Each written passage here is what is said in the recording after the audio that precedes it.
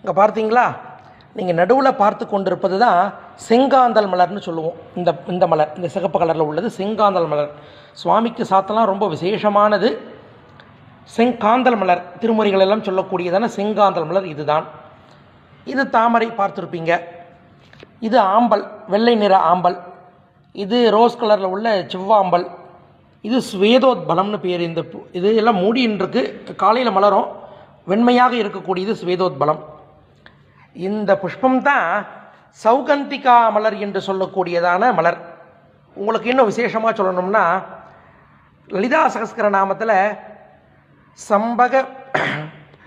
ஷம்பக புன்னாக சௌகந்தி கலசத் கசான்னு ஒரு வரி வரும். ஷம்பக சோக புன்னாக சௌகந்தி கலசத் கசா அப்படின்னு சொல்லக்கூடியதான சௌகந்திகா மலர் இதுதான். இன்னும் விளக்கமாக சொல்லணும்னா, மகாபாரதத்தில் பாஞ்சாலி